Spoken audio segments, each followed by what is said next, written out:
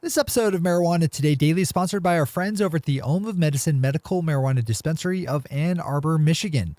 One of the cool things about the Home of Medicine that you might not be aware of is that they were the innovative pioneers behind a style of medical marijuana dispensing that's since become known as the Ann Arbor model, after some other local smart dispensary owners in the area recognized the value in sitting down with patients in a quiet and private room and talking about their medical marijuana needs in a one-on-one setting.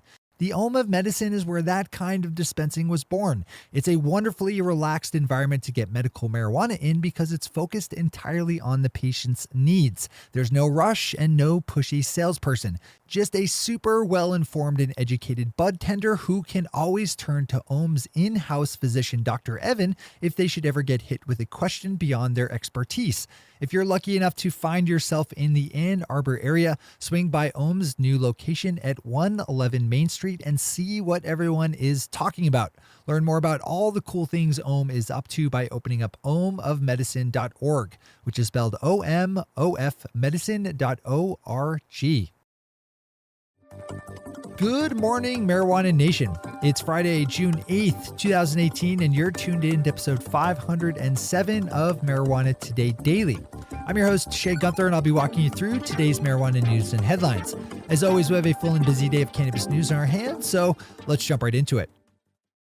Our top story of the day is a big one, as yesterday a bill was introduced in the U.S. Senate that would effectively end the federal war on marijuana.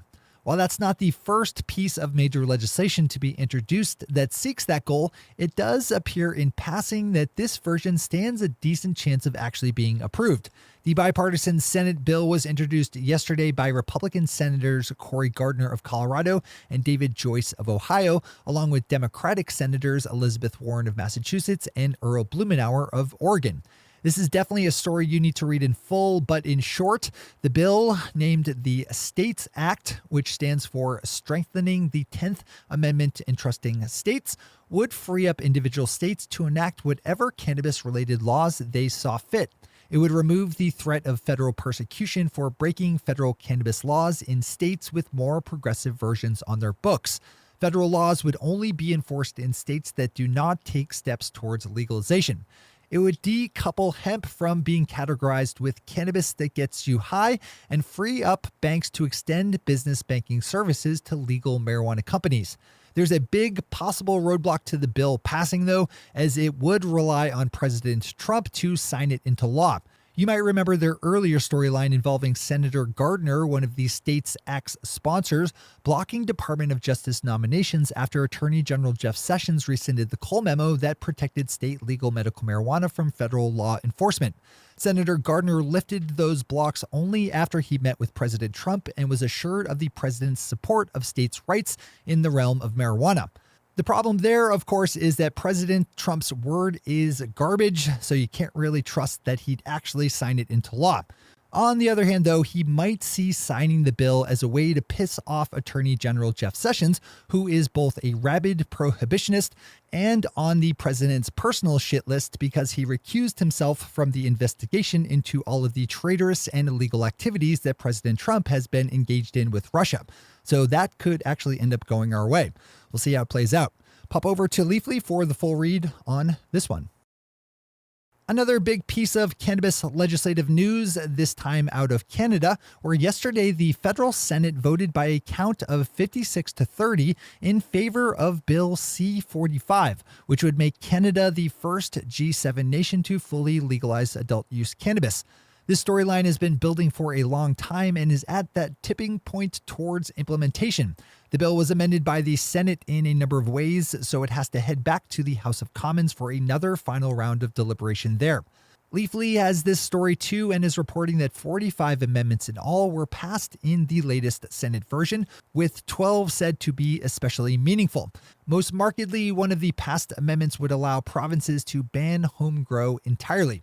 This is another story I'd open up in full. With our third top headline of the day, Tom Angel over at Marijuana Moment has a story that fits right in with our other two stories. Yesterday, the U.S. Senate Appropriations Committee approved via voice vote an amendment that frees up Department of Veterans Affairs doctors to recommend medical marijuana to their military veteran patients. The amendment was introduced by Democratic Senator Jeff Merkley of Oregon and Republican Senator Steve Daines of Montana, and would allow VA doctors and veteran patients living in states with legal cannabis to discuss the use of medical marijuana up through the point of issuing recommendations. Those are our top stories for today. It's time for Marijuana Today Daily Headlines Blitz. Before we blitz out in headlines, let's quickly thank our sponsor, the Home of Medicine Medical Marijuana Dispensary of Ann Arbor, Michigan.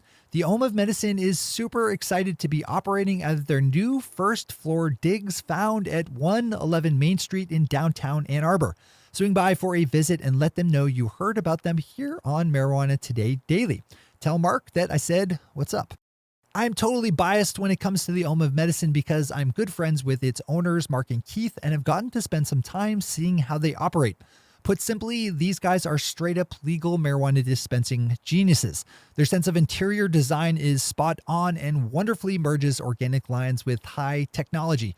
Their buying experience is just better at the Home of Medicine, where they truly put their patients' care and health above all. Swing by the Home of Medicine to see how medical cannabis should be dispensed.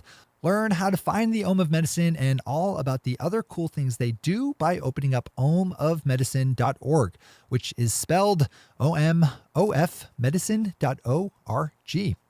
All right, time for the blitz. Swinging down to Arkansas, we have a legal battle over the state's nascent medical marijuana industry finding its way to the Arkansas Supreme Court. Regular listeners should remember that the process of implementing Arkansas's limited medical marijuana program passed by voters in a 2016 ballot measure has been recently frozen by a lawsuit over the process by which the first 5 cannabis business license winners were selected. Attorneys for the two sides have been making their legal arguments this week in court, and THV 11 CBS is reporting that the storyline now involves an attempted bribery of one of the scoring authorities. Open this one up for sure. A great policy change out of Minneapolis, Minnesota, with the city's police department announcing that it would no longer run undercover sting operations targeting people for the sale of small amounts of marijuana. Minneapolis PD has been running an intensive operation in the area of the city it says is particularly rife with crime, which has included the undercover sale of cannabis. In a news conference yesterday, the city's chief of police said that those undercover busts would end because the department noticed that it had been mostly targeting low-income young black men for arrest. We've reported for the past couple of shows on various vetoes that Colorado Governor John Hickenlooper has dropped on marijuana-related bills in his state. Colorado Public Radio has a good piece up looking at some of the blowback being generated by those vetoes within Colorado's cannabis activist community. Mike Adams over at Forbes examines the decline in market share seen by traditional marijuana flower in the face of the rise of edibles and concentrates. This is an industry trend you can ignore at your own risk, so I'd also pop open this one for a dump into the old brain banks. Motherboard has an important story up about a storyline we've touched on once or twice in recent weeks, as some cannabis dispensaries in California have been accused of hoarding their customers' personal data in sales profiles in such a way that makes the data vulnerable to loss via hacking or federal law enforcement action. Oregon and Colorado both have laws that prevent that kind of data collection, and there's a potential bill in the works in California state legislature. But right now, there's nothing stopping any Golden State marijuana dispensary from collecting and even selling their customers' data to data brokers and marketers. The city of Detroit is working on a new ordinance for how its medical marijuana industry will be organized. Detroit's been racked by a bit of legal cannabis chaos over the past year or so, as lawsuits and clashes over zoning rules have hampered development, something the proposed ordinance, sponsored by Detroit City Council member James Tate, seeks to tame. Open up Michigan Public Radio for all the points on that one.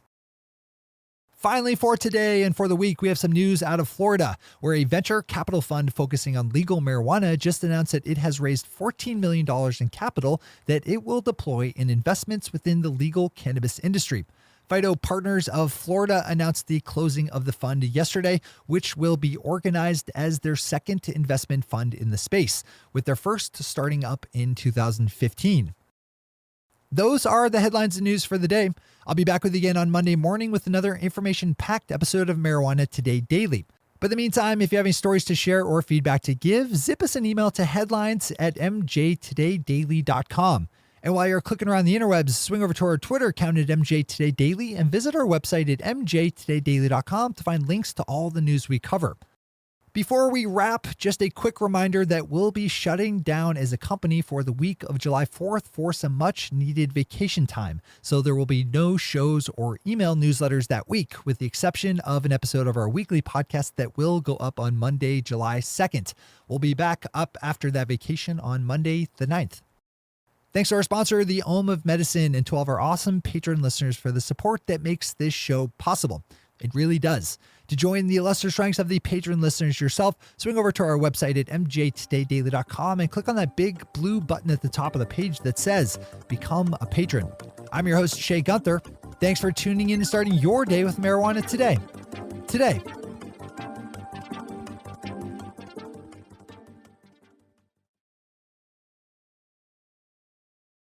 One take, Shay. One take.